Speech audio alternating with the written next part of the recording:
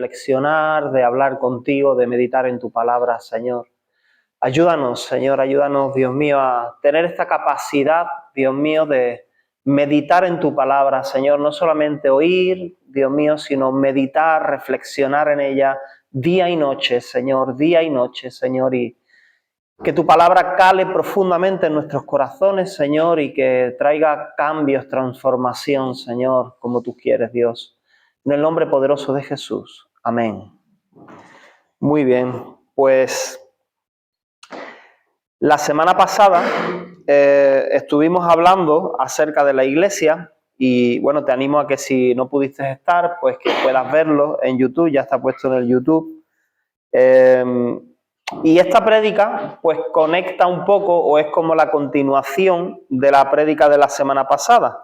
La verdad que fue más que una prédica, leímos muchos versículos acerca de la iglesia, pero fue más como una conversación, ¿no? Porque yo creo también que es muy importante que cuando nos congregamos, cuando nos reunimos, pues no solamente, por supuesto, el centro es la palabra de Dios, ¿no? Es el mensaje que Dios quiere hablarnos, son sus principios, pero que paremos, ¿no? Y que podamos conversar, meditar, reflexionar acerca de, bueno, ¿qué nos enseña la palabra de Dios? ¿Cómo se aplica eso en la vida real, ¿no?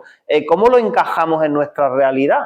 Porque a veces como que tenemos muy claro teóricamente, ¿no? Versículos, citas bíblicas, pero luego nuestra vida en el día a día como que camina a otro ritmo, ¿no? Como que parece que no encaja una cosa con la otra. Parece que a veces estamos como en un automático, como sí, pero vamos para adelante, ¿verdad? Y seguimos haciendo las cosas quizás a nuestro modo, a la manera que venimos haciéndolo muchos años, y por eso es importante, para mí es importante, independientemente del tiempo que yo lleve conociendo de Dios, conociendo los versículos que están ahí en la palabra de Dios, a mí me gusta pararme y reflexionar. A ver, David, espérate, esto te lo sabes de memoria, pero ¿qué con esto en tu vida, ¿no? ¿Qué está pasando con esto en tu vida? ¿Ok? Entonces, mira, la semana pasada sí que leímos muchísimos versículos donde estábamos hablando sobre la iglesia. Y había algo, ¿no?, que decía al principio, y es que podemos tener tres perspectivas cuando pensamos en la iglesia, y una es la iglesia que somos, ¿vale? O sea, como iglesia, como comunidad cristiana, ¿quiénes somos hoy en día, ¿no? Comunidad cristiana en Estepa. ¿Quiénes somos? ¿Qué estamos haciendo? ¿Cómo nos estamos comportando? ¿Qué estamos llevando a cabo? Eso es importante. La otra perspectiva es la iglesia que queremos ser. Porque cuando hacíamos preguntas la semana pasada, bueno, ¿y qué te gustaría? ¿Cuáles son tus expectativas de la iglesia? Y muchas de las respuestas, ¿no? Y con eso no quiero decir que estaba mal, sino que en conversaciones, cuando yo hablo con otras personas y en otros lugares también, pues todos tenemos nuestras expectativas de la iglesia. ¿Qué queremos nosotros que llegue a ser la iglesia? Y una cosa curiosa es que cuando hablamos, bueno, ¿cuáles son tus expectativas de la iglesia? Casi siempre apuntamos a cosas externas.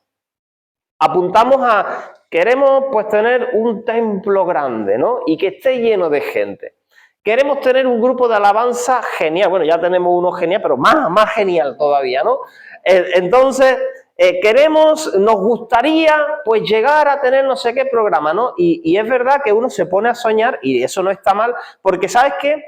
Cada uno de nosotros, de los que estamos aquí, además, cada uno venimos de lugares diferentes, de trasfondos diferentes, tenemos, sobre todo los que ya venimos de un trasfondo cristiano, tenemos en nuestra mente un modelo de iglesia. Probablemente la iglesia donde yo conocí al Señor. Probablemente la iglesia del tiempo de cuando yo me convertí, ¿vale?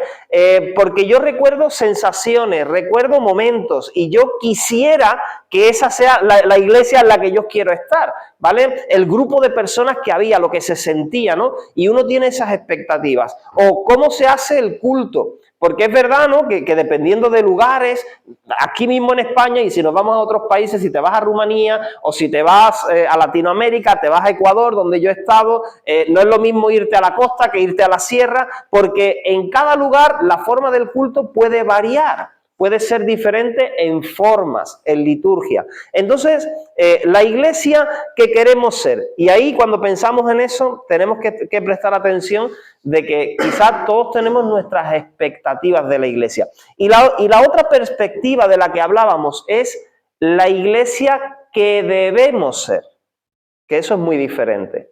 Y cuando hablamos de la iglesia que debemos ser, nos estamos refiriendo a qué dice la Biblia que es la iglesia. Mira, si la iglesia que tú quieres ser se acopla a la iglesia que debemos ser, genial, ¿vale? Ahora, si la iglesia que somos actualmente no tiene que ver con la iglesia que debemos ser, pues hay que afinar, ¿verdad? Y para poder evaluar correctamente dónde estamos como iglesia, digo dónde estamos porque ya dijimos, yo hoy no voy a leer un chorro de versículos, porque la semana pasada sí leímos un montonazo de versículos acerca de la iglesia, pero que la iglesia somos nosotros, ¿no? Somos nosotros, la comunidad, las personas que componemos, ¿no? Para poder evaluar correctamente dónde estamos como iglesia y a dónde quisiéramos llegar, es indispensable ir a la palabra de Dios para descubrir, bueno, ¿qué es la iglesia? Para poder responder, pues eso, ¿qué es la iglesia? ¿Quién instituyó la iglesia? Que la iglesia no es un invento del hombre, ¿vale? Que Jesús dijo, yo edificaré mi iglesia. La iglesia es del Señor. Y esto, dice, bueno, pero eso ya lo sabemos, ¿no, David? Sí, pero tú sabes que tenemos la tendencia a pensar, ¿no? Que, aunque sí, la iglesia es del Señor. Pero yo te he contado, ¿no? Experiencias, a veces tenemos la costumbre de seguir a personas en lugar de al Señor, ¿vale? ¿Por qué? Porque, bueno, pues nos transmite quizás cierta seguridad, nos es más fácil fijarnos en una persona, ¿no? Y poner nuestra mirada, pero ahí tenemos que ser cuidadosos, porque, y ahora, eso en la práctica, ¿en qué se transmite? Ah, no, pues yo, si no predica tal persona, yo no voy a la iglesia. No, es que a mí no me gusta cómo predica el otro, entonces yo no voy a la iglesia. Pero espérate, perdona, ¿tú vienes a la iglesia por la persona que predica o porque estás viniendo a la iglesia? ¿O vienes a la iglesia por el que instituyó la iglesia y te ha llamado a formar parte de la iglesia? ¿Entiendes? Claro, es verdad, pues todos tenemos nuestros gustos, nuestras afinidades, pero ese es el motivo por el cual tú vienes a la iglesia o yo vengo a la iglesia, pues yo también tengo mis gustos, ¿verdad? Entonces, ahí es cuando tenemos que pensar, espera. ¿Yo por qué estoy formando parte de la iglesia? Entonces, ¿quién instituye la iglesia? ¿Cuál es su funcionamiento? Cuando digo funcionamiento, entender que somos miembros de un cuerpo con muchos miembros y que cada miembro tiene su función. También en esto no nos paramos a pensar, pero si te das cuenta hay costumbre también de pensar que solo el que está adelante tiene función y el que está sentado no. No, la iglesia no es eso. La iglesia no es un lugar donde uno viene a escuchar un sermón y ya está. ¿Entiendes? Porque entonces solo uno tiene función y la mayoría pues está sentado. No lo estoy diciendo ahora por vosotros, ¿vale? Lo estoy hablando en términos generales, porque yo también puedo estar sentado ahí, ¿me entiendes? Entonces, no, o sea, si nosotros nos acoplamos en nuestra mente a esto, estamos desviándonos del modelo de iglesia. ¿Por qué? Porque la iglesia es un cuerpo con muchos miembros y cada miembro tiene su función. Tu función es importante, es relevante para el buen funcionamiento de la iglesia. Tú imagínate cómo se siente tener una parte del cuerpo paralizada, ¿no? El cuerpo que medio funciona, pero tener una parte que tienes que ir arrastrando de ella, ¿no? Tú imagínate cómo es esto. Y así. ¿Es agradable? No es agradable. También trae una mayor presión sobre la parte del cuerpo que medio funciona, ¿vale? Pero eso no es agradable, ni es la idea de Dios. Es que cada miembro, con su peculiaridad, con nuestras virtudes y defectos, funcione, cumpla una función dentro de la iglesia. ¿Qué hace la iglesia? También estuvimos mirando, bueno, ¿qué es lo que hacía la iglesia? ¿Cuál es su misión? ¿Cuál es su objetivo principal? Pues que otras personas conozcan a Jesús. Ese es el objetivo principal. Predicar el evangelio, que otras personas conozcan a Jesús a través de la iglesia. ¿Cómo se desarrolla la vida de iglesia? La vida de iglesia se desarrolla a través de la comunión, de pasar tiempos de comunión juntos. No necesariamente solamente aquí en un local, sino donde sea. ¿Verdad? En la casa de Leo, en la casa de José Antonio, en la casa de cualquiera de vosotros, o en un parque, da igual. O sea, pero comunión, relación entre hermanos, como una familia, adoración, hemos estado adorando, ¿verdad? Enseñanza, por supuesto, de la palabra de Dios, de los principios de Dios, servicio. En la iglesia se sirve, nos servimos unos a otros, servimos a otras personas que tienen necesidad. Y eso es cosa de todos. Discipulado, por supuesto, enseñanza, codo con codo, hombro con hombro. Venga, te acompaño. Venga, tú necesitas aprender cosas de parte de Dios. Quizá hay cosas que Dios ya ha tratado en mi vida. Yo camino contigo. Yo estoy contigo. Venga, yo te ayudo. Después yo voy a necesitar que tú me ayudes también quizá en otras áreas. Pues eso es el funcionamiento, es el desarrollo de la iglesia. Y es importante que podamos ver la iglesia como una comunidad donde es necesaria mi participación, donde es necesaria mi función, que me involucre no solamente a nivel natural, sino también espiritual. Y cuando hablo de esto a nivel natural y espiritual, porque bueno, podemos ver a veces a nivel natural, pues uno que está grabando aquí con la cámara, ¿no? O uno que yo qué sé, el que viene y mueve las mesas. Podemos pensar eso es natural, pero y espiritual, que es que hace falta que todos nos preocupemos de todos, que es que hace falta que todos oremos los unos por los otros, que es que hace falta que tú y que yo ambos pensemos, ¿a quién puedo animar? ¿A quién puedo visitar? ¿Por quién puedo orar? ¿A quién puedo predicarle la palabra de Dios? ¿Con quién puedo compartir esto que Dios me está hablando a mí? ¿Entiendes? ¿A quién puedo edificar? Es necesario. Entonces, eso es cuando tenemos una mente de comunidad. ¿Ves? Oye, estamos hablando y dando explicaciones basado en la palabra de Dios, ¿verdad? Porque hemos estado leyendo muchos versículos y no quiero repetirlos ahora todos. Pero somos comunidad. Esa es la idea de Dios. Esa es la iglesia que debemos ser, ¿vale? Entonces, en base a eso, yo puedo pensar, a ver, ¿cuál es la iglesia que soy actualmente o que somos? ¿Y cuál es la iglesia que yo anhelo ser? En medio de eso está lo que debemos ser. Porque me ayuda a hacerme un check-in, a hacerme una evaluación de dónde estoy y decir, ¡ay caramba! Pues la verdad que no estamos haciendo eso. Un ejemplo, me lo estoy inventando. O, mira, pues es verdad, ¿no? Ahí pues no vamos tan mal, no vamos tan perdidos, ¿no? Pero también, oye, pero tenemos que apuntar en esa dirección. Mira, yo estaba pensando apuntar en aquella, pero resulta que, bueno, quizá eso sea bueno, pero lo que no puede faltar es esto, ¿entiendes? Y entonces, de esa manera nos va a ayudar. Tenemos que tener esta mente de que somos comunidad. Tu participación es necesaria, tu función es necesaria dentro de la iglesia. Somos una familia donde todos colaboran para un propósito y nos necesitamos el uno al otro. Mira, a veces se puede pensar que lo que todo el mundo necesita aquí es el pastor, ¿vale? Si tú estás pensando eso, ay, ¿verdad? Porque yo no soy suficiente para arreglar tu vida, ¿vale? Yo o cualquier pastor o cualquier persona. Es que nosotros no somos suficientes para resolver los problemas de las personas. El que es suficiente es Jesús. Él es suficiente. Y cada uno de nosotros somos canales, si nos dejamos usar por Dios, para ayudar a otros, pero a guiarlos a Jesús. ¿Ok? Pero no solamente que la gente necesita del pastor, que el pastor necesita de la gente. Y no solamente es pastor, gente, pastor, es unos con otros.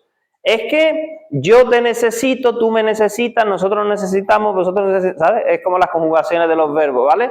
Entonces, vamos a dar aquí gramática ahora. ¿vale? Pero es que nos necesitamos, hermanos. O sea, tú eres importante. O sea, yo no soy más importante que tú. ¿Entiendes? Que tenemos funciones diferentes, que tenemos dones diferentes, puestos al servicio del Señor. Gloria a Dios. Pero no es que la oreja es más importante que la boca y entonces ¿cómo comes? ¿Entiendes? No que la boca y entonces ¿cómo escuchas? O sea, no. Cada uno tenemos una función y todos aportamos, ¿ok? Mira, esto es como lo de D'Artagnan y los tres mosqueteros, ¿no? Uno para todos, todos para uno. Ahí, como bien dijo D'Artagnan, ¿eso en qué versículo está? Ah, no, que no está en la Biblia. ¿Vale? De pronto, ¿no? Te sale ahí. Y como dice el versículo, uno para todos, y ¿no? Algunas veces salimos con cosas así, ¿no? Pero mira, ¿sabes una cosa? El problema, yo veo un problema, viene cuando de pronto nosotros llegamos a ver a la iglesia como una institución que ofrece servicios, ¿vale? ¿Y por qué digo esto? Mira, la iglesia como institución, pues no es que sea mala, o sea, porque institución ¿a qué me refiero? Mira, una cosa es la iglesia del Señor, lo que leemos aquí en la Biblia. ¿Cómo empieza la iglesia? Empieza en casas, ¿verdad? De manera muy orgánica, muy natural. Y luego llega un momento en la historia, bueno, y se reunían en el templo también, ojo, que no es que se reunían en el templo y en las casas y tal, pero llega un momento en la historia, ya en la historia históricamente, que no está en la Biblia, donde se centraliza toda la actividad de la iglesia en templos, ¿vale? Y bueno, y eso trae unas consecuencias. Entonces, como que la iglesia se institucionaliza, ¿vale? Donde la iglesia, pues que no está mal que estén las cosas legales, ni todo eso, que hay una serie de reuniones, que las cosas quizás ya no son tan espontáneas, sino que son más programadas, donde hay una jerarquía, que está bien, porque la Biblia habla de ciertas funciones y tal, pero ¿qué pasa? Que cuando nosotros empezamos a ver la iglesia solamente como una institución, que lo que hace es ofrecer servicios, ahí estamos en un problema, querido. ¿Entiendes? Además, tú habrás escuchado alguna vez que al culto se le dice servicio, ¿no? El servicio, que no está mal, porque si es para servir está bien. Pero ¿sabes una cosa? Cuando esto ocurre, empezamos a ver quizá la iglesia como un lugar donde asisto solo en un horario semanal de reuniones para recibir algo. ¿Vale? Porque como es una institución que ofrece servicios, como puede ser cualquier otra institución, sino que aquí lo que hacen es que me predican la palabra, entonces si yo pienso en la iglesia como un lugar donde yo asisto X días en tal horario para recibir algo, entonces yo estoy viendo la iglesia con una mentalidad de consumo. Yo vengo a consumir a la iglesia. Pero no vengo a dar, y no te hablo de dar dinero, sino de darme yo. Yo vengo a darme, y ni siquiera es que vengo, porque no es que todo se concentra en lo que sucede en esta reunión de domingos a las 11 de la mañana, sino que es una mentalidad de que somos una comunidad, nos deberíamos estar dando continuamente el uno al otro. ¿Verdad? Evidentemente tenemos nuestra vida, nuestro trabajo y eso, pero estamos los unos para los otros. Y ¿sabes qué? Cuando eso ocurre, cuando yo veo la iglesia solo como una institución que ofrece un servicio en el cual solamente vengo a recibir, es ahí donde en muchas ocasiones yo me puedo llegar a volver crítico con la iglesia. Crítico, y no solamente crítico, sino también demandante. ¿Sabes por qué? Porque, claro, y al final, ¿sabes qué va a pasar? Si me vuelvo crítico y demandante con la iglesia, que me voy a sentir decepcionado. ¿Por qué? Porque, claro, imagínate, ¿vale? Nos ponemos, esto es una ilustración. Si yo vengo a la iglesia solamente pensando, bueno, yo vengo porque, claro, es el culto, yo quiero recibir de Dios, y entonces vengo. Y ahora, pues, como vengo solo con ese pensamiento, no veas las canciones que ha cantado la Patri y la Diana, como podían cantar canciones más nuevas. A mí es que ese grupo no me gusta, ¿me entiendes? Yo quiero, claro, ¿por qué? Porque tú vienes a consumir. ¿Y tú qué quieres consumir? Lo que a ti te gusta. ¿Tú lo entiendes? Esto, cualquier parecido con la realidad, o sea, es pura coincidencia, ¿vale? Que no estoy... sea, y tampoco digo que pase aquí, pero que pasa, que puede pasar, pero en Islandia puede pasar, aquí no, ¿vale? No estoy diciendo que esto pase con vosotros, ¿vale? Pero esto es vida real. O sea, esto me ha pasado a mí, ¿sabes? De yo estar, pues, esperando cosas. Entonces, de pronto, la prédica. Es que 40 minutos de prédica. O sea, una media horita está bien, nomás así. ¿Me entiendes? O es que como predica David, a mí me gusta como predica, no sé, Cash Luna. ¿Entiendes? Yo qué sé. Me lo invento, ¿vale? Entonces, da igual, David, Diana, Leo, da igual. Pero es que nosotros no venimos a la iglesia a consumir, ¿no? Que lo decía, creo que Diana también antes, ¿no? Venimos también a dar. Y a darle al Señor, a dar mi vida al Señor. Pero no solamente al Señor, a dar mi vida por el hermano, por la persona. ¿Y eso cómo se hace de dar mi vida? No, pues interesarme, preocuparme, integrarme en la vida de las personas. Entonces, pues ahí, ¿no? Pues si venimos con esa mente de consumo, nos volvemos críticos, hasta nos podemos hasta molestar hasta con los asientos, ¿no? Mira, yo estuve en Estados Unidos y pasando ahí por la carretera, hace ya bastantes años, ¿no? Y me resultó curioso porque había un letrero en la carretera, había muchas iglesias, ¿no? Dice, entra y prueba nuestros nuevos asientos. Un anuncio de una iglesia para atraer a las personas. ¿Cómo? No entra y escucha la palabra, entra y prueba nuestros nuevos asientos, significa que la gente estaba demandando quizá y decía, esto puede ser una buena estrategia para que la gente venga, ¿no? Nuevos asientos, hidromasaje, ¿vale? No veas, ¿no? Entonces, mira, también cuando yo veo la iglesia como una institución que ofrece servicios, es ahí donde no siento la necesidad, cuando no siento la necesidad en mi vida, entonces dejo de congregarme. ¿Por qué? Porque si hoy me siento bien, yo no necesito ir a la iglesia, porque a la iglesia voy cuando necesito algo, cuando me siento mal, ¿me entiendes? O sea, date cuenta, esto es una mentalidad errada de la iglesia. Porque yo no es que voy a la iglesia solo a consumir, pero cuando pienso así, pues como hoy me siento bien, hoy estoy de subidón, ¿verdad? Pues ¿para qué voy a ir a la iglesia? Cuando esté mal, ahí sí voy a consumir.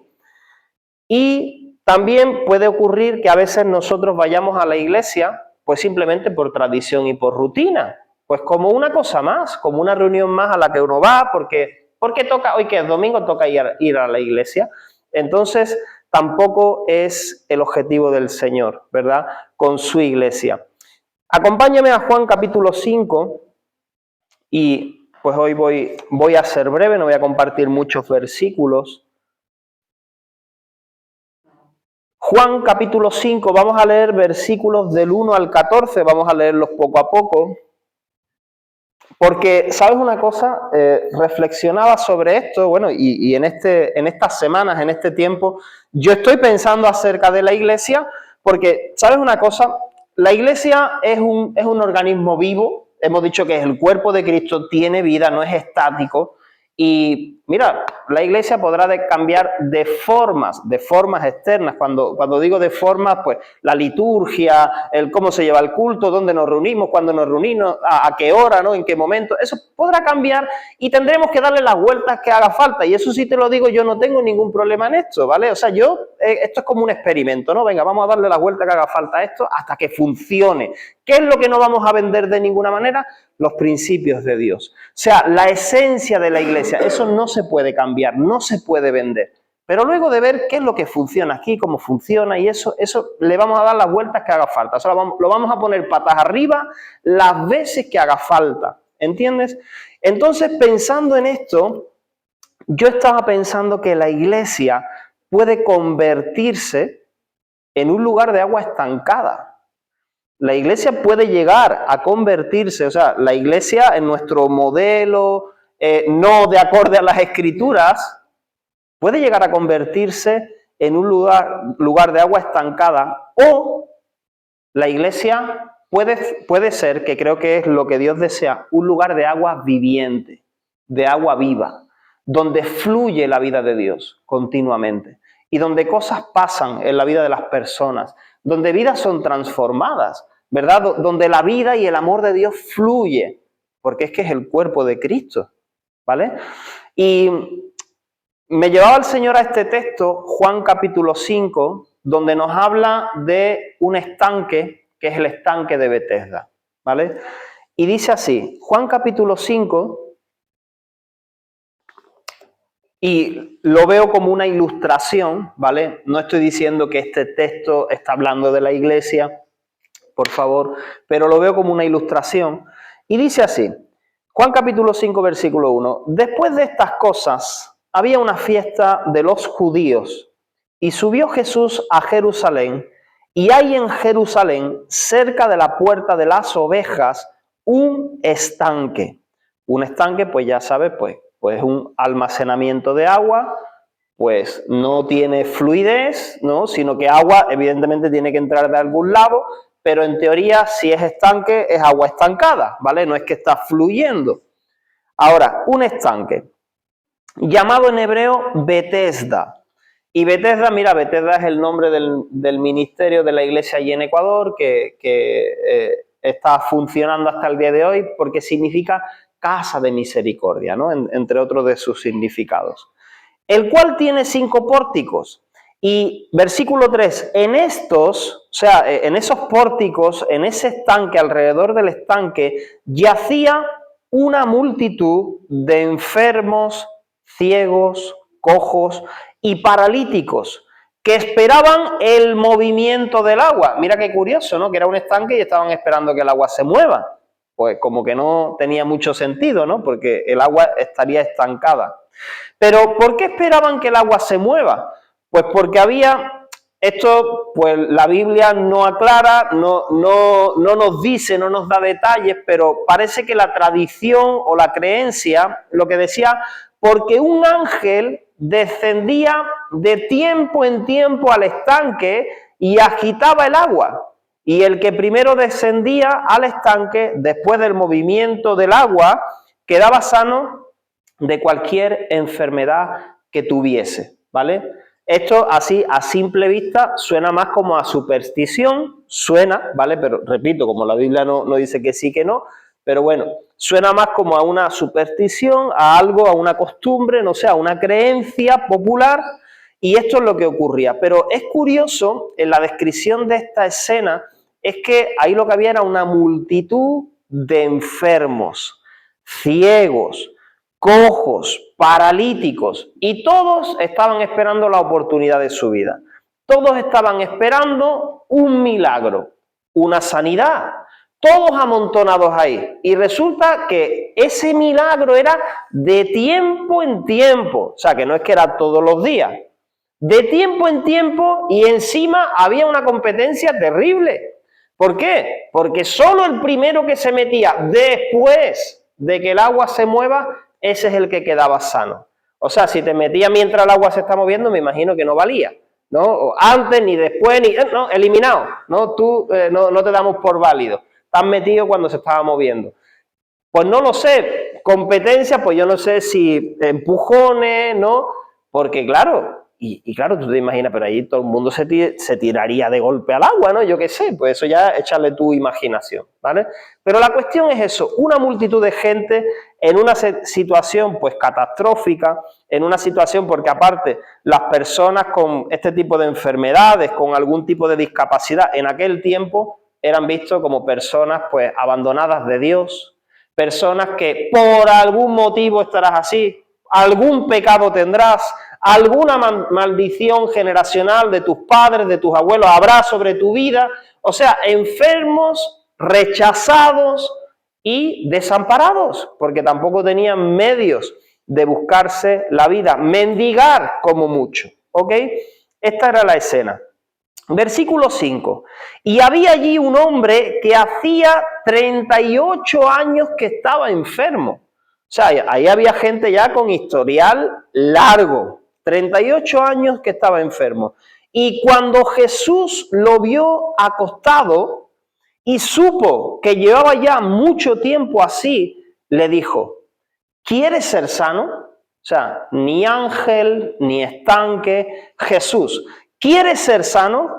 Señor, le respondió el enfermo, no tengo quien me meta en el estanque cuando se agita el agua. Y entre tanto que yo voy, otro desciende antes que yo. ¿no? O sea, que la competencia, ¿no?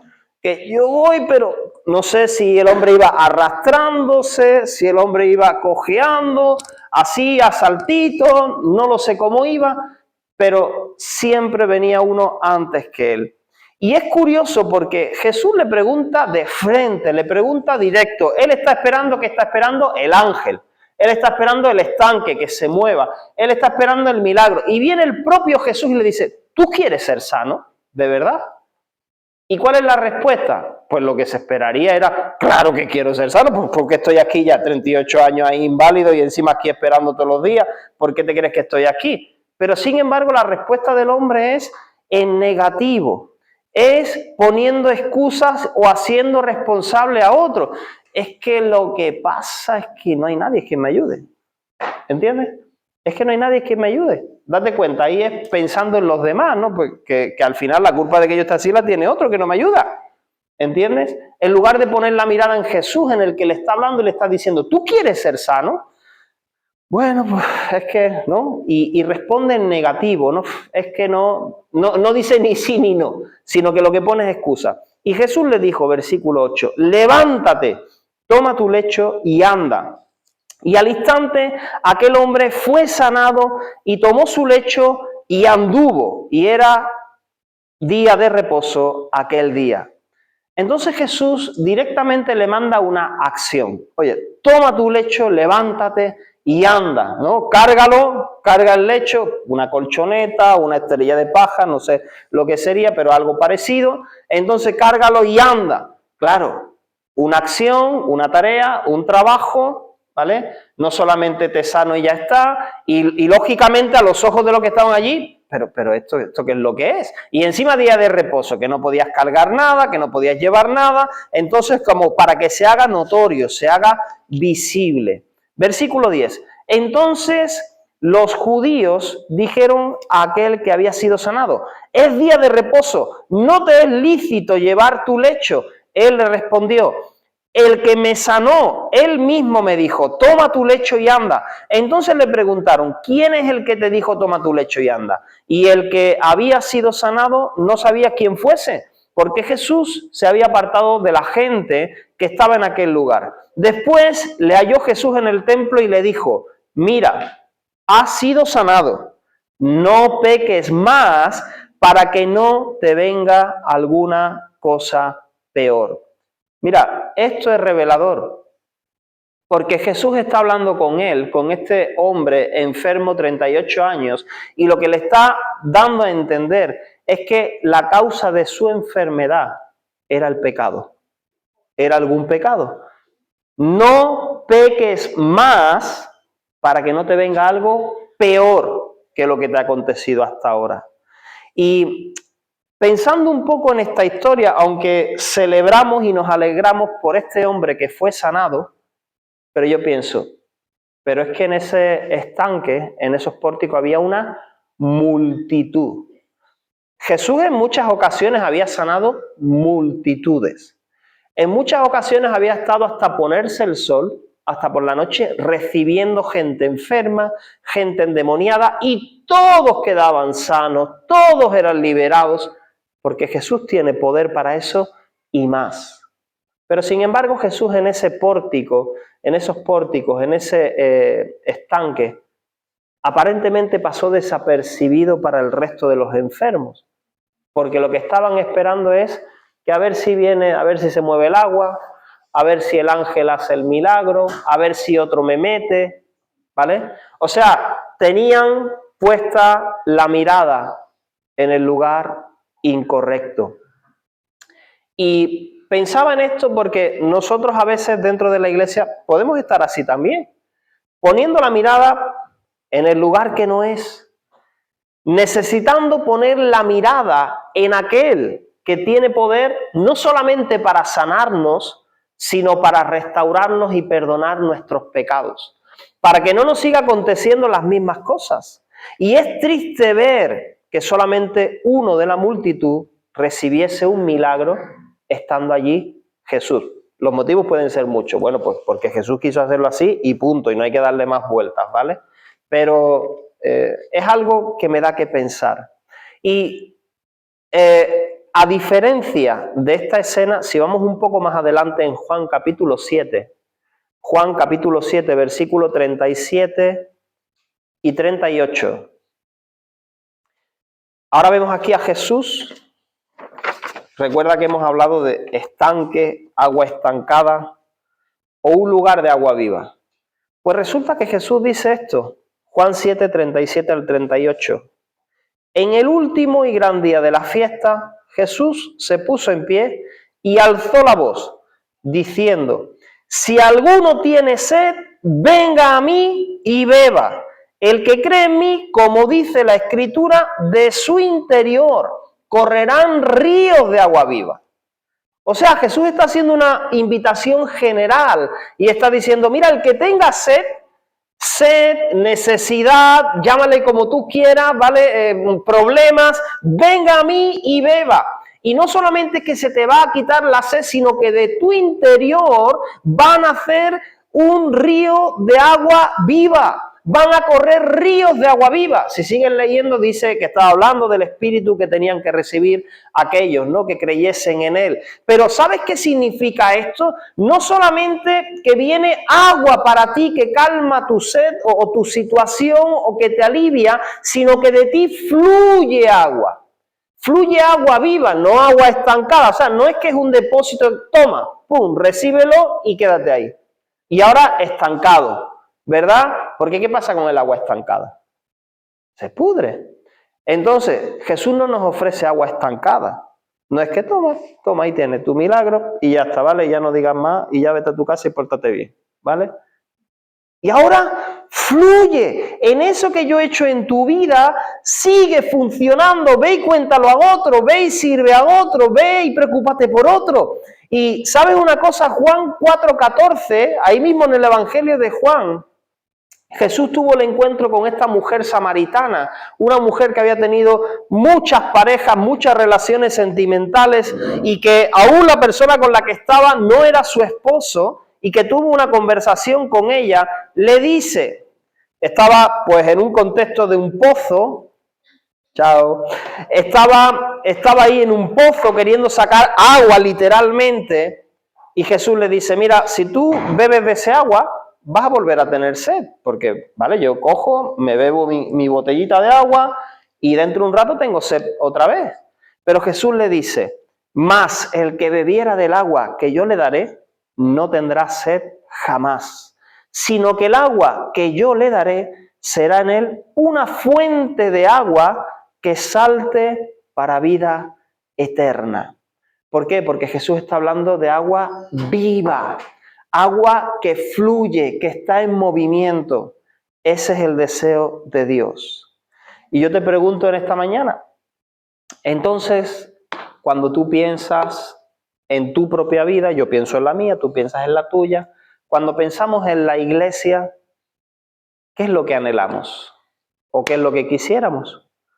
¿Agua estancada? No, ¿verdad? ¿O agua viva? El agua viva no se almacena porque siempre está en movimiento. Siempre. Pero entra y sale, entra y sale, entra y sale. Bueno, Jesús dice que brota, ¿no? Brota de dentro. Es Dios el que la da y sale, y sale. O sea, no puede quedarse para nosotros. ¿Eso qué significa? Significa servicio, significa involucrarse, significa dar, compartir con la persona que no conoce de Dios, con los hermanos. O sea, eso significa, eso es agua viva, ¿verdad?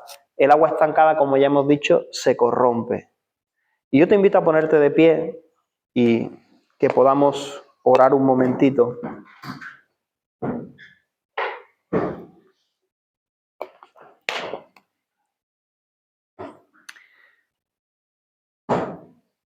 Y simplemente, pues ahí, si quieres, cierras tus ojos, vamos a orar. Pero me gustaría que puedas pensar, que puedas reflexionar con respecto a la iglesia. Cuando digo la iglesia no piensa en los otros, no, la iglesia no son los otros, la iglesia soy yo.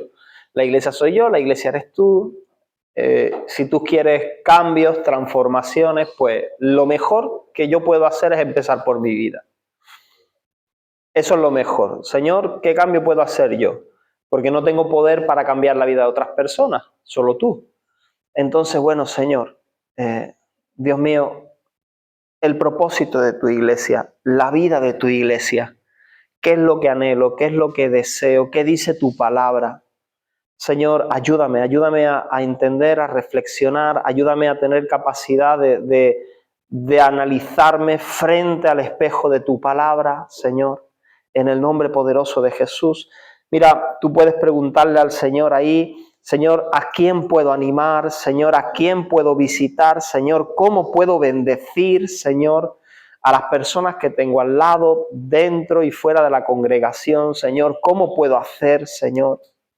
Y yo te animo a algo que es fundamental. No podemos hacer nada en nuestras propias fuerzas. Mira, no podemos hacer nada con ese agua estancada. Yo no puedo hacer, mira, yo tengo y tú tienes habilidades, tienes recursos, pero son limitados. Se gastan, se agotan, te desgastas.